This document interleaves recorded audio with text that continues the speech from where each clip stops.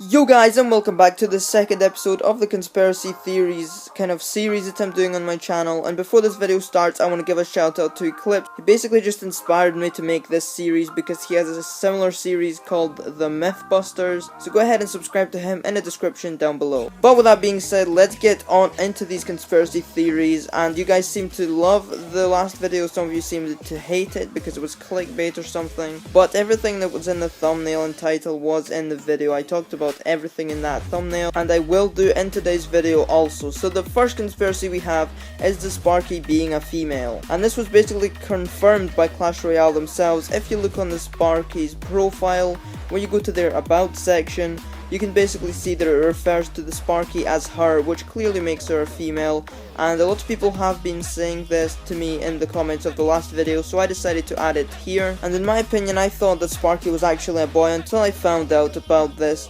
But it turns out that Sparky is actually a female and the conspiracy is true. Alright, so the next conspiracy is the Leadoot one, and from the last video we talked about the Leadoot situation, and he was basically just the 21st skeleton to join the skeleton army. And there was one comment that really stood out to me. I will leave it on the screen right now, so shout out to you. And he basically just said that Leadoot is basically a Leadoot, and it's something to do with skeletons and skeletal things, and he said it means something about betraying other skeletons. So it kind of makes sense because they're both skeletons. And also when I typed in Leadoot on YouTube and Google, it came up with like some kind of skeleton images, so it kind of relates to this topic. But now I'm pretty sure that the 21st skeleton in the skeleton army actually just left the 1 Elixir skeleton group.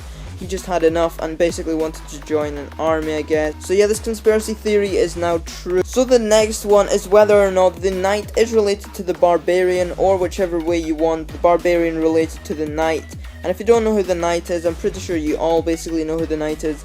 It's basically the troop or the card that has the moustache and the sword. It basically just looks like a swordsman, and lots of people call him the swordsman. And a few people in my comment section in the last video were asking if the knight somehow was related to the barbarian, and indeed it is, because if you look on the knight's description, you can see that it is the barbarian's cousin, as it says clearly there.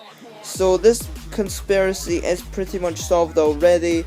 And I guess they do kind of look the same and act the same in a way, so I guess you could say that too. So before we move on to the last conspiracy, I just want to let you guys know that you guys can just comment down your conspiracies and questions that you have about Clash Royale in the comments, and I will use them for a future video. So for example, if you think that you want me to talk about something like a new arena, secret kind of conspiracy theory that no one knows about, just basically anything that you want me to talk about, if I see that it is good enough, I will use it in a future video. And this final conspiracy is actually going to be on this image right here, and a lot of you will notice what is wrong with this picture, but I will tell you guys in just a minute.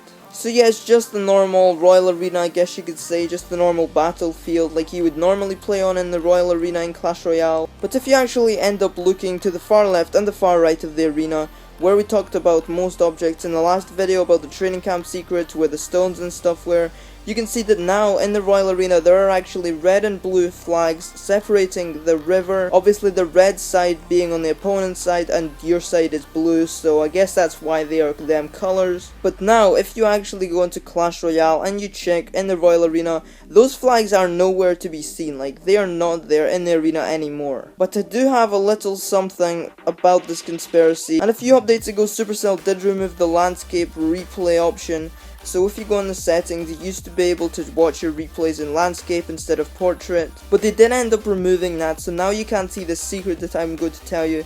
But when there was actually a landscape mode, if you wait for the battle to end in the Royal Arena and let it zoom fully out to see the whole map, you can see those same exact flags around the outside of the arena, scattered around the trees. And I don't know what they're doing with these flags, they just seem to be moving them everywhere from inside the arena to the outside. I just have no idea for why these flags are here. Maybe they kind of mean something, which is why I included them in this video. Maybe there's like some secret hidden conspiracy behind all of this that we don't know about. Who knows? So I guess that's a good place to end this video, on a little cliffhanger. And now go to the comment section, find my comment that says comment here what you think about this flag conspiracy thing, what you think these flags are there for. Maybe they're just for decoration, or maybe they truly do mean something. So make sure you reply to my comment in the comment section, replying with a conspiracy idea that you have behind these flags. And yeah, I hope you guys did enjoy this video. Remember to leave a like on the video if you did enjoy, that helps me out a ton. Also, click the link in the top of the description down below to get yourself some free Clash of Clans and Clash Royale gems, and I will see you all in the next one. Peace.